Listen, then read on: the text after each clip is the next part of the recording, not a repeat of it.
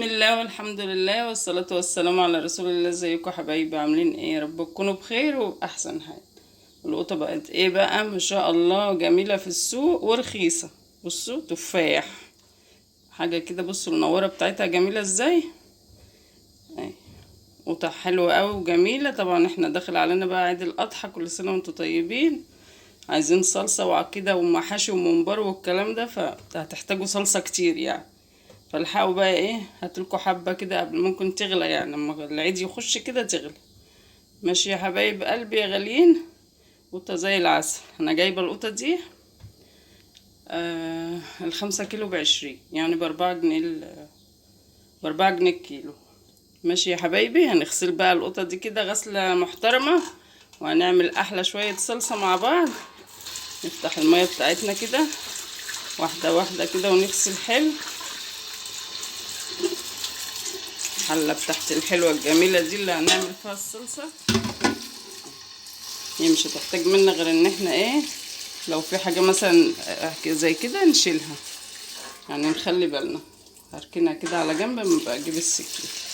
اهو يا حبايب قلبي، نغسل الحاجة حلوة. انا طبعا هغسل كده وهشطفها برضو تاني. نغسلها غسلة حلوة وبعدين ايه، نحطها على النار. مش هنحط معاها مية، هي هتنزل مية منها فيها، او نحط مثلا حوالي يعني كوباية صغيرة قبل ما تنزل ميتها، لان هي هتنزل مية كتير قوي. وطي المية كده شوية. بصوا، حاجة اخر عسل.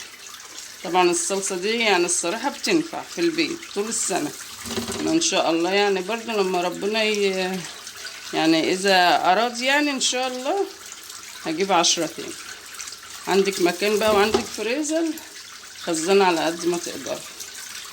عارفين بيجي عليها وقت تتجنن يعني.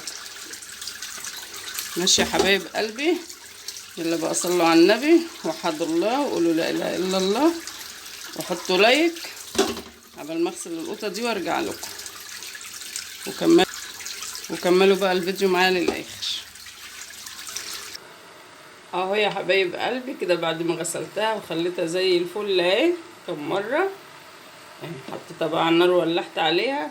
طبعا مش هنعمل لها اي حاجه لسه. بقى ايه عندك بقى؟ لو عندك بنجر، ما عندكيش بنجر وهتحط لها بنجر، تجيبي وني لسه حطيه يستوي معاك. عندك مسلوق يبقى تحطيه لما نيجي نضربها بقى بعد المرحله دي، مش لازم ايه يسلق معاه. هنحط لها بس دلوقتي كوبايه ميه صغيره. بصوا، حاجه بس كده ايه، تاخد وتدي كده عبال ما هي تنزل ميتها. مش كتير لان هي بتنزل ميه كتير جدا، واحنا طبعا مش عايزين ميه كتير عشان لما نيجي نسبكها تتسبك برضو معانا. ماشي يا حبايب قلبي. من وقت للتاني تضغطي بقى عليها كده، كل ما تحسي ان هي غلت واللي تحت استوى اضغطي عليها عشان اللي فوق ده ينزل برضو ويستوي حلو، كله يستوي مع بعض. هنسويها بقى تسويه كده ايه تمام التمام. سيبها تبرد خالص وبعد كده نشوف هنعمل فيها ايه. يلا بقى صلوا على النبي وحطوا لايك. بس يا حبايب قلبي، بصوا الطماطم بقى بعد ما اتسلقت، طبعا سلقتها سبتها بردت خالص اهي عشان ما تأثر لناش على الخلاط بتاعنا. نضربها بقى كده في الخلاط. الطريقة دي تخليكي ما ترميش منها كتير، يعني ما بيطلعش منها اللي هي بنسميه التفل، يعني بتاع الطماطم اللي هي الجلد ده، بيطلع حاجات بسيطة خالص، لانه بتتسلق بقى وبتنعم، ما بيبقاش في اي حاجة ممكن تترمي، حاجات بسيطة خالص.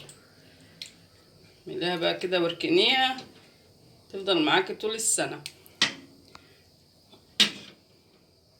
هضربها بقى انا كده بعبي في الخلاط، بس الكاميرا ما كانتش جايباه. هضربها في الخلاط كلها طبعا وهصفيها بالمصفى واوريكم دلوقتي. اروح اضربها في الخلاط وارجع لكم. بصوا يا حبايبي، انا دلوقتي هصفيها. بصوا انا حاطه طبق اهوت، وفي في مج مثلا عشان يسند المصفى كده ما تنزلش جوه الطبق.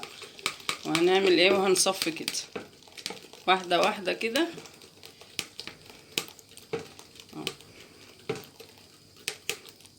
هتلاقوا بقى ايه كميه المفروض التالف ده اللي هيطلع منها هتبقى نسبة بسيطة قوي.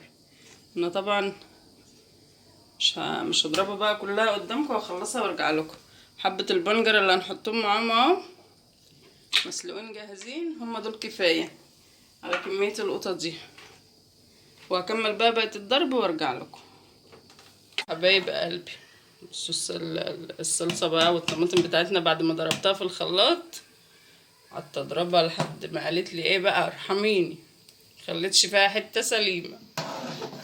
وحطيت طبعا لقيت اللون برضو شوية كده يعني مش عاجبني، زودت شوية بنجر تاني. بصوا الجمال والحلاوة دي بقى عندك تغنيكي بقى وبتسهل عليك كل امورك ان شاء الله يعني.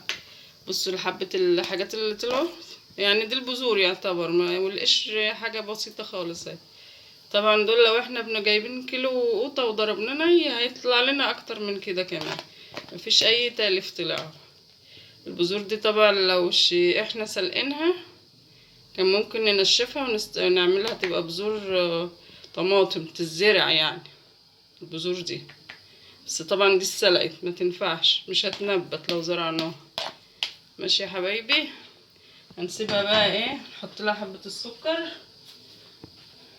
دول طبعا الحاجة اللي طلعت من 10 كيلو طماطم، حوالي 3 معالق سكر كبار كده.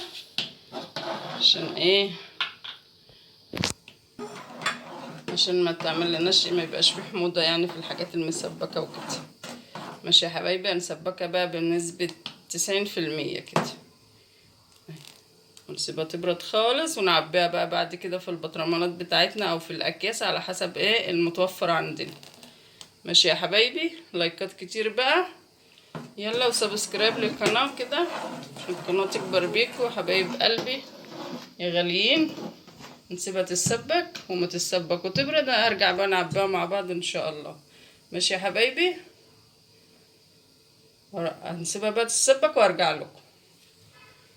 بس يا حبايب قلبي بصوا كده، احلى شوية صلصة هتعملوهم. طبعا قعدت تبقبق بقى في الحلة لما عملت عملية عمايلها تعمل عملية اكتر من كده.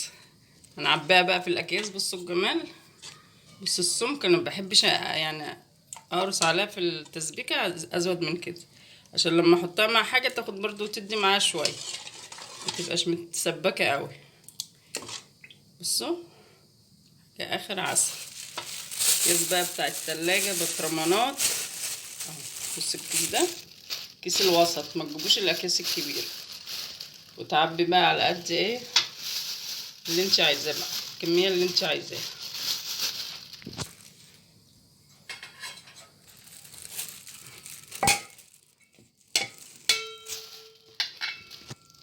بسم الله. هعبي معاكم كيس كده، وبعدين ايه تسيبوني بقى اعبي الباقي كده مع نفسي وارجع لكم اهو. حطي بقى على قد ما يعني، كبري اكياس وصغري على يعني، مثلا لو حبه للمكرونه بيبقوا حبه قليلين، او على قد الطبخه بتاعتك. كل واحد بقى عارف ايه كميه طبخه ايه، يحط على قدها صلصه، ما يكترش عشان ما تبقاش كتيره قوي يعني على الطبخه، وما تبقيش برضو في الكيس بعد ما تفكيه. حبه كده حلوين قوي اهو، ونطلع منه الهواء ونربطه كده، ونخلص بقى كل الكميه على كده. طبعا القطه بترخص يعني، انا كنت جايباها رخيصه وهي عماله ترخص، دي فرصه حلوه ان احنا نخزن قطه بقى. انتوا عارفين القطه لما بتتجنن.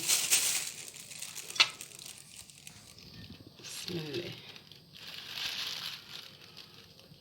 احلى شويه صلصه، حطوا بقى لايك للصلصه الحلوه الجميله دي.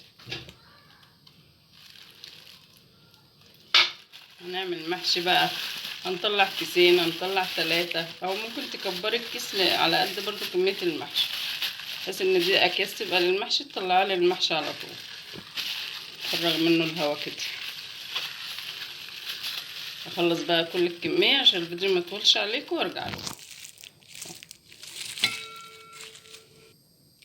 وبس يا حبايبي، بصوا بقى الجمال والحلاوه، احلى شويه صلصه اعملي بقى بيتزا، تعملي يعني سبكها بقى شوية لو هتعملي منها بيتزا، عشان والزيت والتوابل بتاعتنا وكده، عشان الكاتشب بقى غالي قوي. فيعني دي احسن من الكاتشب واطعم وحاجة انضف، يعني انت عاملاها في بيتك. يا حبيبي، حطوا لايك بقى كده، ويا رب الفيديو يعجبكم وطريقتي في الصلصة تعجبكم، وكل سنة وانتم طيبين، وعيد اضحى سعيد عليكم يا رب. واللي بيشوفنا بقى لأول مرة مشتركش في القناة يشترك في القناة وفعلوا زر الجرس عشان يوصل لكم منا كل جديد. والسلام عليكم ورحمة الله وبركاته.